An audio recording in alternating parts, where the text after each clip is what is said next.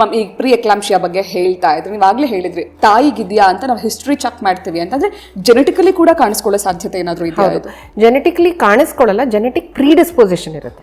ಅಂತಂದ್ರೆ ಇವಾಗ ನನ್ನ ತಾಯಿಗಿದ್ರೆ ನನಗೆ ಪ್ರೀ ಎಕ್ಲಾಂಪ್ಸಿಯಾ ಬರೋ ಚಾನ್ಸಸ್ ಸ್ವಲ್ಪ ಜಾಸ್ತಿ. ಪ್ರೀಡಿಸ್ಪೋಸಿಷನ್ ಅಂತಂದ್ರೆ ನಾ ಹೇಳಿದಲ್ಲ, ಫಸ್ಟ್ 3 ತಿಂಗಳಲ್ಲಿ ಕಸ ಸರಿಯಾಗಿ ಡೆವಲಪ್ ಆದಾಗ ಕೆಲವು ಟಾಕ್ಸಿನ್ಸ್ ಪ್ರೊಡ್ಯೂಸ್ ಆಗುತ್ತೆ. ಈ ಟಾಕ್ಸಿನ್ಸ್ ಹೋಗಿ ಬ್ಲಡ್ ವೆಸಲ್ಸ್ ನ ಅಫೆಕ್ಟ್ ಮಾಡಿರುತ್ತೆ. ಈ ತೊಂದರೆ ಕಾಣಿಸ್ಕೋಬೇಕು ಅಂತಂದ್ರೆ ಈ ಜೆನೆಟಿಕ್ ಪ್ರೀಡಿಸ್ಪೋಸಿಷನ್ ಯಾರಿಗಿರುತ್ತೋ ಅವ್ರಿಗೆ ಸ್ವಲ್ಪ ಹೆಚ್ಚಾಗಿ ಕಾಣಿಸ್ಕೊಡುತ್ತೆ, ಎಲ್ರಿಗೂ ಕಾಣಿಸ್ಕೊಳಲ್ಲ. ಸೊ ಅಂತ ಸಿಚುವೇಶನ್ ಅಲ್ಲಿ ನಾವು ಹಿಸ್ಟ್ರಿ ತಗೊಳ್ತೀವಿ. ಅಂತಂದ್ರೆ ನಿಮ್ಮ ಮನೆಯಲ್ಲಿ ನಿಮ್ಮ ಅಕ್ಕ ತಂಗಿ ಅಥವಾ ಅಮ್ಮ, ಎಷ್ಟೊಂದು ಜನಕ್ಕೆ ಅವ್ರ ಅಮ್ಮಂಗೆ ಏನಾಗಿದೆ ಅಂತ ಗೊತ್ತಿರಲ್ಲ, ಬಟ್ ಅಕ್ಕ ತಂಗಿರ್ಗೆ ಏನಾಗಿರುತ್ತೆ ಅಂತ ಗೊತ್ತಿರುತ್ತೆ. ಸೊ ಅದನ್ನ ನೋಟ್ ಮಾಡ್ಕೊಳ್ತೀವಿ. ಪ್ಲಸ್ ಮೆಡಿಕಲ್ ಪ್ರಾಬ್ಲಮ್ಸ್, ನಾ ಹೇಳಿದ್ನಲ್ಲ, ಆಟೋ ಇಮ್ಯೂನ್ ಪ್ರಾಬ್ಲಮ್ಸ್, ಇವಾಗ SLE ಅಂತ ಕರೀತಾರೆ, ಇವಾಗ ಎಷ್ಟೋ ಜನಕ್ಕೆ ಅದು ತುಂಬ ಕಾಮನ್ ಅಂತ ಹೇಳಲ್ಲ, ಬಟ್ ಬೆಂಗಳೂರಲ್ಲಿ ಎಷ್ಟೋ ಜನಕ್ಕೂ ಆ ಥರ ಇಮ್ಯುನಾಲಜಿಕಲ್ ಪ್ರಾಬ್ಲಮ್ಸ್ ಇರುತ್ತೆ. ಪ್ಲಸ್ ಇವಾಗ ಹೆವಿ ಆಗಿರ್ತಾರೆ, ಒಬೀಸ್ ಆಗಿರ್ತಾರೆ, ಅಥವಾ ಶುಗರ್ ಇರುತ್ತೆ. ಇಂಥವ್ರಿಗೆಲ್ಲ ನಾವು ನೋಟ್ ಮಾಡ್ಕೋತೀವಿ, ಇವ್ರಿಗೆಲ್ಲ ಪ್ರಿಡಿಸ್ಪೊಸಿಷನ್ಸ್ ಇರುತ್ತೆ.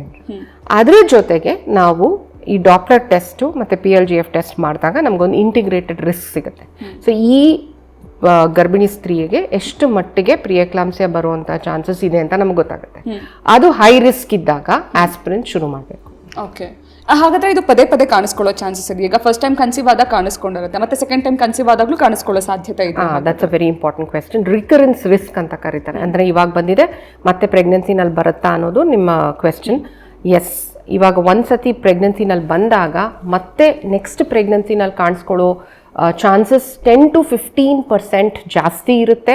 Plus severity of the disease, ಇವಾಗ ನನಗೆ ಪ್ರೀ ಎಕ್ಲಾಂಪ್ಸಿಯಾ ಸ್ವಲ್ಪ ಸಿವಿಯರ್ ಆಗಿದ್ದಾಗ ಮತ್ತೆ ಕಾಣಿಸ್ಕೊಳ್ಳೋದು 50% ಅಷ್ಟು ರಿಸ್ಕ್ ಇದ್ರೆ. ಪ್ಲಸ್ ಪ್ರೀ ಎಕ್ಲಾಂಪ್ಸಿಯಾ ಕೆಲವು ಕಂಡೀಷನ್ಸ್ ಅಲ್ಲಿ, ಅಂದರೆ ಇವಾಗ ಮಲ್ಟಿಪಲ್ ಪ್ರೆಗ್ನೆನ್ಸಿ ಅಂತಂದ್ರೆ ಟ್ವಿನ್ ಪ್ರೆಗ್ನೆನ್ಸಿ ಇವೆಲ್ಲ ಇದ್ದಾಗ ಪ್ರೀ ಎಕ್ಲಾಂಪ್ಸಿಯಾ ಕಾಣ್ಕೊಳ್ಳುವಂತಹ ಒಂದು ಚಾನ್ಸಸ್ ಸ್ವಲ್ಪ ಜಾಸ್ತಿ ಇರುತ್ತೆ. ಬಟ್ ನೆಕ್ಸ್ಟ್ ಪ್ರೆಗ್ನೆನ್ಸಿ ಸಿಂಗಲ್ಟನ್ ಆದಾಗ, ಇವಾಗ ಈ ಸತಿ ಟ್ವಿನ್ ಆಗಿದೆ, ನೆಕ್ಸ್ಟ್ ಟೈಮ್ ಅವರು ಸಿಂಗಲ್ಟನ್ ಪ್ರೆಗ್ನೆನ್ಸಿ ಒಂದೇ ಮಗು ಇದ್ದಾಗ ಚಾನ್ಸಸ್ ವುಡ್ ಬಿ ಅಬೌಟ್ 6% ಅಂತಂದ್ರೆ ಜನರಲ್ ಪಾಪ್ಯುಲೇಷನ್ ಅಷ್ಟು. ಬಟ್ ಮೋಸ್ಟ್ ಕಾಮನೆಸ್ಟ್ ರಿಕರೆನ್ಸಸ್ ಇವಾಗ ನನಗೆ ಪ್ರೀವಿಯಸ್ಲಿ ಸಿಕ್ಕಾಪಟ್ಟೆ ಅದರ ಸಿವಿಯರ್ ಡಿಸೀಸ್ ಇದ್ದಾಗ 50% ಆಫ್ ದ ಚಾನ್ಸಸ್ ದಟ್ ನನಗೆ I will develop pre eclampsia again. So ನಾವೇನು ಹೇಳೋದು ಅಂತಂದರೆ, ಎಷ್ಟೋ ಜನಕ್ಕೆ ಈ ಥರ ಪ್ರೀ ಎಕ್ಲಾಂಪ್ಸಿಯಾ ಆಗಿ ಬದುಕಿರ್ತಾರೆ, ಅದರ ಮಗು ಕಳ್ಕೊಂಡಿರ್ತಾರೆ, ಒಂದು ಸಿಕ್ಕಾಪಟ್ಟೆ ICU ಎಕ್ಸ್ಪೀರಿಯನ್ಸು, ಕ್ರಿಟಿಕಲ್ ಎಕ್ಸ್ಪೀರಿಯನ್ಸ್ ಆಗಿರುತ್ತೆ, ಅಂಥವ್ರು ಹೋಪ್ಸ್ ಕಳ್ಕೊಂಡಿರ್ತಾರೆ. So please meet your doctor. Even ನಿಮಗೆ ಕನ್ಸೀವ್ ಆಗಕ್ಕೆ ತೊಂದರೆ ಇಲ್ಲದೆ ಇರ್ಬೋದು, ಬಟ್ ಮಗು ತೊಗೊಂಡು ಹೋಗೋ ಒಂದು ಕೆಪಾಸಿಟಿ ಇಲ್ಲದೆ ಇರ್ಬೋದು, ಯಾಕಂದರೆ ಪ್ರೀ ಎಕ್ಲಾಂಪ್ಸಿಯಾ ಡೆವಲಪ್ಮೆಂಟ್ ಆಗೋದ್ರಿಂದ ನಿಮ್ಮ ಪ್ರೆಗ್ನೆನ್ಸಿ ಹಾಲ್ಟ್ ಆಗಿರ್ಬೋದು. ಸೊ ಅಂಥ ಸಿಚುವೇಷನಲ್ಲಿ please reach out your doctor.